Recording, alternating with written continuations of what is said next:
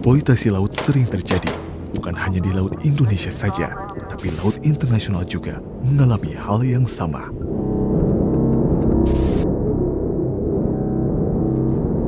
Bagaimana Indonesia dan internasional mengatur kebijakan dalam memerangi hal ini?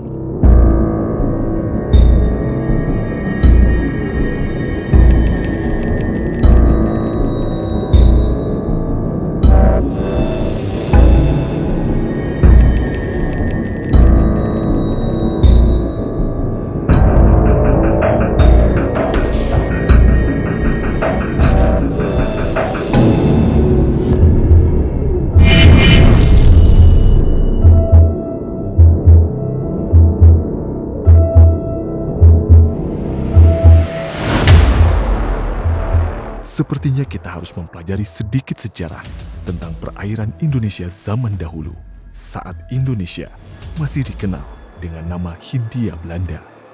Kita bisa melihat sejarah bahwa dulu Indonesia yang masih dikenal dengan nama Hindia Belanda pernah menjadi eksportir terbesar kedua di dunia setelah Norwegia saat itu. Bagan si api-api dengan kekayaan sumber daya perikanannya berhasil melakukan produksi perikanan yang sangat besar. Dan kemudian terjadi overeksploitasi sampai akhirnya mengakibatkan pendangkalan sungai. Belajar dari sejarah sangat disayangkan pada waktu itu tidak ada hal yang mengatur tentang manajemen perikanan yang baik sampai terjadinya eksploitasi ikan di Bagan Si Api-Api, Kabupaten Rokan Hilir, Riau yang berdampak pada keseimbangan sumber daya perikanan. Indonesia tidak ingin hal itu terulang kembali. Maka dari itu, sekarang kita mempunyai peran penting dalam sebuah peraturan perikanan. Indonesia merupakan negara yang sangat berpengaruh dalam lahirnya United Nations Convention on the Law of the Sea. Ketika tahun 57, Insinyur Juanda, Perdana Menteri Indonesia saat itu mendeklarasikan Indonesia sebagai negara kepulauan, dan itu terus diperjuangkan dalam rapat-rapat UNCLOS, maka isu tentang membangun negara kepulauan menjadi salah satu poin penting kenapa lahirnya UNCLOS. Sampai akhirnya UNCLOS disahkan pada tahun 82 yang mengadopsi salah satu tuntutan Indonesia terkait negara kepulauan. Segera setelah UNCLOS disahkan, Indonesia mengesahkan Undang-Undang Nomor 5 Tahun 83 tentang ZTEI. Di sana diatur tentang hak-hak Indonesia di ZTEI dan bagaimana penegakan hukumnya. Kita pertama kali memiliki Undang-Undang Perikanan pada tahun 1985 dengan Undang-Undang Nomor 9 Tahun 1985. Memang belum sempurna, tapi prinsip-prinsip pengelolaan perikanan untuk mencegah IUU fishing sudah diatur. Sehingga kemudian Presiden kita saat itu, Kiai Haji Abdurrahman Wahid, menghendaki dibentuknya satu departemen yang khusus mengurus bidang kelautan dan perikanan. Pada tahun 1999 dibentuklah Departemen Eksplorasi Laut dan sekarang menjadi Kementerian Kelautan dan Perikanan. Pemberantasan terhadap IUU fishing semakin gencar dilaksanakan. Hal itu ditandai dengan dibentuknya Peraturan Perundang-undangan Nomor 31 Tahun 2004 tentang perikanan. Dalam Undang-Undang Perikanan ini diatur mulai dari pengawasan, penyidikan, kemudian juga dibentuk Jaksa Penuntut Umum yang khusus untuk melakukan penuntutan di bidang perikanan. Dan yang paling signifikan adalah dibentuknya peradilan yang khusus untuk memeriksa dan memutus tindak pidana perikanan. Kemudian pada tahun 2009, Kementerian Kelautan dan Perikanan semakin memperkuat dengan Undang-Undang Nomor 45 Tahun 2009 yang mengubah beberapa pasal dalam Undang-Undang Nomor 31 Tahun 2004. Penguatan pengawasan dilakukan salah satunya dengan menambah kewenangan bagi pengawas perikanan atau PPNS perikanan untuk melakukan tindakan khusus terhadap kapal pelaku illegal fishing yang mencoba melawan dan membahayakan petugas di lapangan, yaitu dengan kewenangan untuk melakukan pembakaran atau penenggelaman terhadap kapal-kapal yang melawan tersebut. Selain itu juga diatur secara komprehensif tentang pemanfaatan kapal-kapal perikanan yang disita ataupun yang telah menjadi barang rampasan negara. Jadi kapal-kapal perikanan tersebut dapat dihibahkan, dapat dijual lelang, ataupun dapat dimusnahkan. Dan terakhir, penegakan hukum terhadap IUU Fishing ini kembali diperkuat lagi dengan Undang-Undang Cipta Kerja yang diatur alternatif sanksi terhadap pelaku IUU Fishing, yaitu dengan pengenaan sanksi administratif. Bisa dikatakan saat ini Indonesia memiliki peraturan perundang-undangan untuk memberantas IUU Fishing sangat komprehensif dan bisa dibilang progresif dibandingkan negara-negara yang lain. IUU Fishing menjadi isu penting dalam pengaturan manajemen perikanan yang baik. Hal ini tidak hanya dihadapi oleh Indonesia saja, tapi dalam skala internasional juga. Dạ, do nhiều những ghe mà bên Việt Nam muốn qua Thái đánh bắt cá đem hải sản về cho mình. Dạ, biển Việt Nam hiện bây giờ là cá mắm càng ngày càng ít. Dạ, do ghe khai thác quá mức độ. Dạ.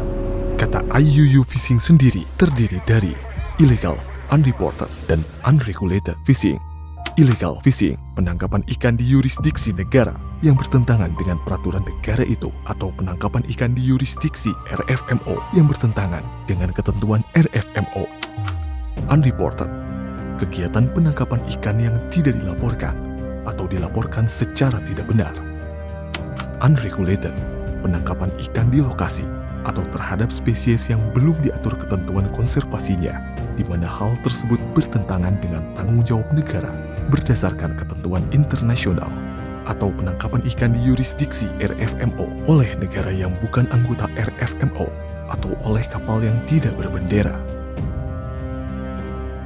Sebelum adanya isu IUU Fishing, sudah pernah terjadi permasalahan antar negara yang tercatat dalam sejarah dunia akibat adanya perebutan sumber daya perikanan. Cold War merupakan serangkaian konfrontasi yang terjadi tahun 1950-an dan 1970-an antara Britania Raya atau Inggris dan Islandia soal hak menangkap ikan di Atlantik Utara. Konflik ini berakhir tahun 1976 setelah Britania Raya mengakui zona perikanan eksklusif Islandia sejauh 200 mil laut.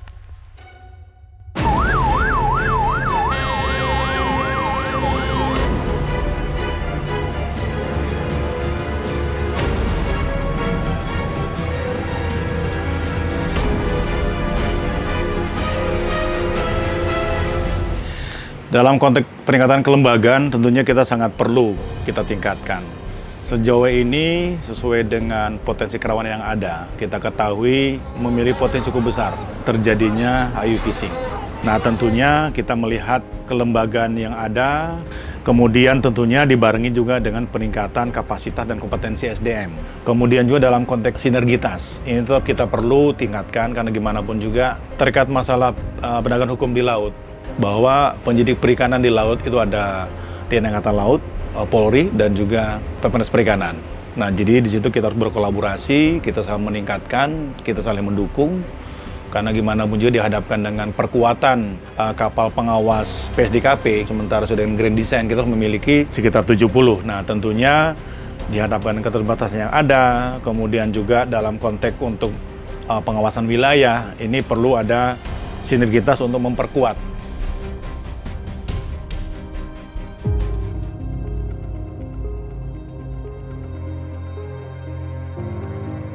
Modus operandi yang dilakukan oleh kapal asing terutama, mereka yang jelas melakukan operasi dengan cara-cara yang tidak ramah lingkungan, baik menggunakan trol, mungkin menggunakan bom, sehingga mencuri dan membawa ke negaranya. Artinya pure mereka itu benar-benar melakukan pencuriannya itu sistematis gitu ya. Modusnya jelas, melakukan dengan pola-pola yang tidak legal. Nah, ini juga sebetulnya dilakukan juga illegal fishing itu bukan oleh kapal asing saja. Kapal Indonesia ada juga. Karena apa? Dia tidak berizin menggunakan alat tangkap yang tidak ramah lingkungan tadi. Nah, ini menjadi perhatian kita semua bahwa illegal fishing ini kalau kita sendiri, nelayan kita sendiri tidak kita arahkan, maka tidak mustahil ke depan kita juga akan menjadi negara seperti negara tetangga kita. kita akan menjadi pelaku illegal fishing. Karena apa? Kerusakan itu akan terus berlanjut dengan alat tangkap yang tidak ramah lingkungan tadi. IUU fishing menjadi permasalahan yang sangat serius yang berdampak pada banyak aspek, dan salah satu yang paling terdampak adalah ekologi yang akan dirasakan akibat hal ini.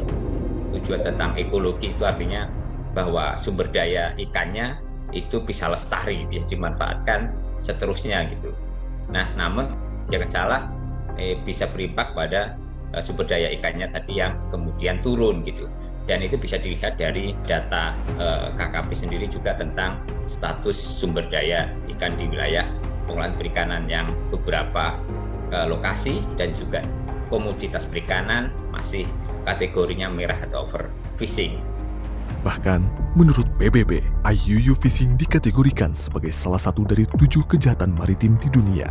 Di antaranya yaitu pembajakan, terorisme, perdagangan orang, kerusakan lingkungan, maupun narkotika. Kami lakukan kemarin operasi di wilayah Toli-Toli terutama, yang kami bawa ke Gorontalo. Ada nelayan lokal yang menggunakan narkoba. Bayangkan, satu kapal 24 ABK, 18 menggunakan narkoba. Ini sudah penyebaran yang luar biasa di nelayan sendiri ya, narkoba sudah masuk ke situ. Jadi justru ada indikasi sekarang itu kapal-kapal ikan maupun ikan sendiri itu digunakan untuk penyelundupan narkoba. Perut ikan dibuang diganti dengan narkoba, bisa. Atau es batu yang dicetak buram seperti itu, dalamnya narkoba, dibungkus plastik. Kami akan melakukan MOU dengan BNN. Harapan kami berhentilah nelayan itu penggunaan narkoba. Ditjen PSDKP sering mendapatkan pelaku IUU fishing di zona ekonomi eksklusif Indonesia. Daerah yang rawan kapal ilegal dari asing itu ada di Selat Malaka nih, 571. Di sini banyak kapal-kapal dari Malaysia maupun Myanmar yang sering kami lakukan penangkapan di sini. Selanjutnya di 711 di Natuna. Nah, di sinilah kapal-kapal Vietnam. Ada juga kapal-kapal dari China, tapi mereka di sini hanya melakukan show of force saja. Selanjutnya untuk di Laut Sulawesi Utara, di sini ada 716. Di sinilah kapal-kapal dari Filipina terutama. Mereka bergerak sampai ke Pasifik. Karena apa? Ini wilayah di atasnya Biak ini, teman-teman. Kami juga operasi di sana dan beberapa kali kami menangkap kapal-kapal pelaku illegal fishing dari Filipina. Selanjutnya yang rawan adalah 718. 718 ini di Laut Arafura. Kenapa rawan? Karena di sini berbatasan dengan Papua Nugini. Nah, mereka biasanya melakukan hit and run. Begitu ngambil di Arafura, langsung cepat dia masuk ke Papua Nugini.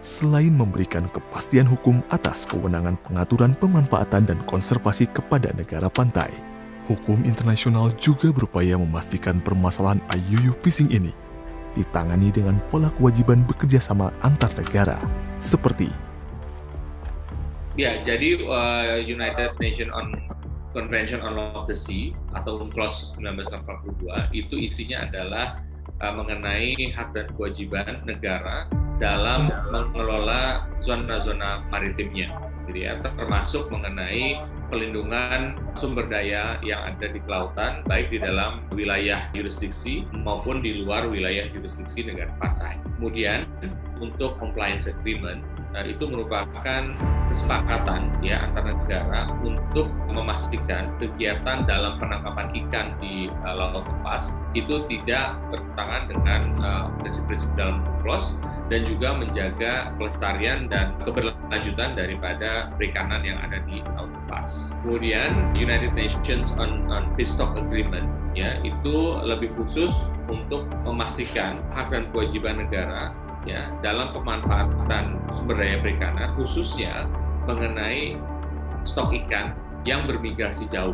Nah, sedangkan untuk International Plan of Action on IUU Fishing ya itu merupakan sebuah kesepakatan yang tidak mengikat ya, yang merupakan deklarasi dari negara-negara untuk mewujudkan usaha-usaha dari negara masing-masing untuk memastikan dalam memberantas kegiatan yang dalam kategori IUU Fishing.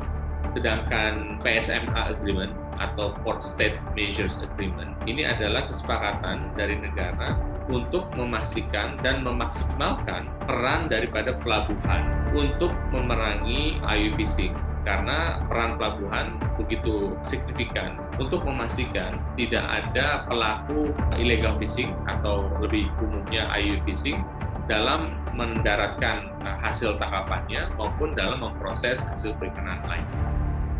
And welcome to the opening ceremony, the 11th RPO-IUU Coordination Committee meeting.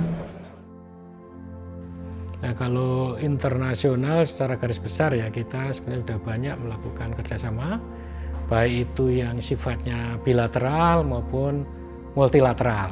Ya, di bilateral kita membuat kesepakatan kerjasama dengan negara-negara tetangga, terutama yang berdekatan dengan kita. Misalnya kita yang paling erat, paling bagus itu dengan Australia. Jadi dengan Australia kita punya yang namanya IAFSF. Jadi itu Surveillance Forum untuk perikanan antara Indonesia dan Australia. Nah, kegiatannya sudah banyak di dalam IAFSF ini, dari mulai patroli bersama antara Indonesia dan Australia.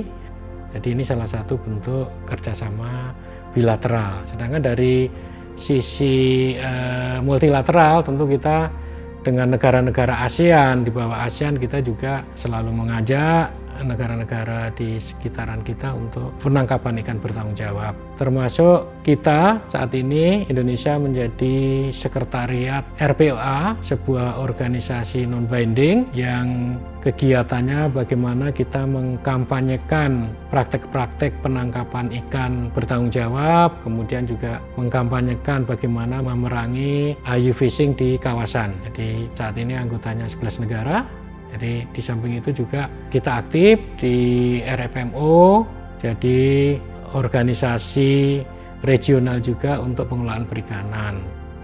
Ditangani dengan pola kewajiban bekerja sama antar negara, seperti RPOA IUU yang telah berdiri sejak tahun 2007 dan memiliki 11 negara anggota, yaitu Indonesia, Malaysia, Singapura, Brunei Darussalam, Timur Leste, Papua Nugini, Australia, Filipina, Kamboja, Vietnam, Thailand.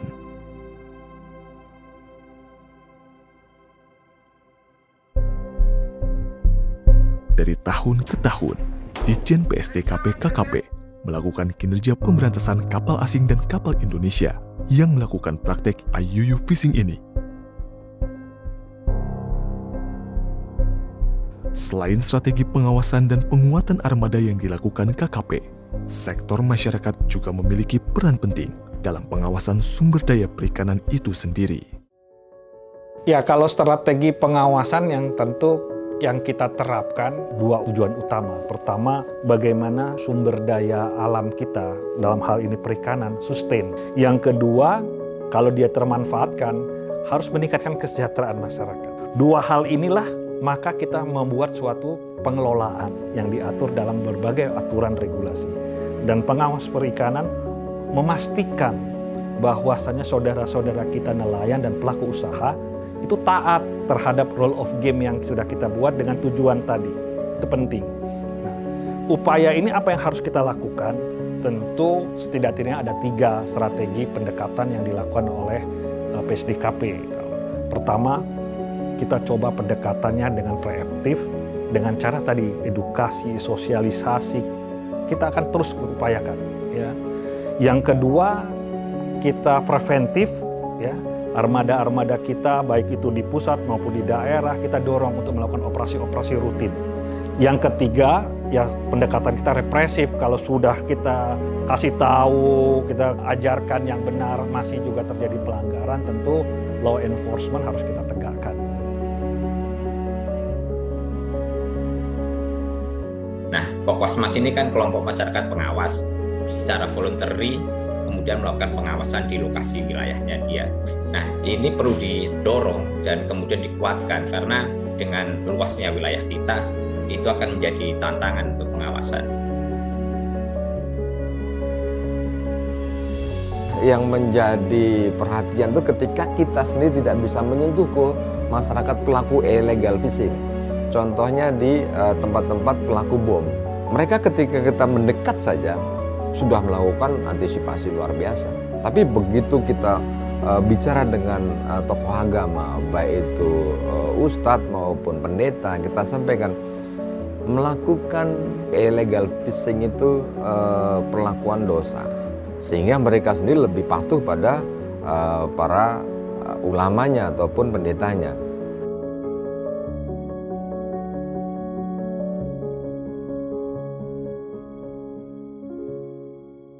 Pada dasarnya saya sebagai Direktur Jenderal Pengawasan Sumber Daya dan Perikanan sangat berkomitmen sesuai dengan petunjuk dan arahan daripada Menteri Kelautan Perikanan bahwa zero tolerance, tidak ada pengecualian, tidak ada alasan apapun IUU fishing harus kita perangi, termasuk destructive fishing, karena gimana pun juga itu merusak, itu akan berimbas atau berdampak kepada anak cucu kita ke depan. Jadi tetap dalam konteks keberlanjutan sumber daya perikanan terus kita jaga.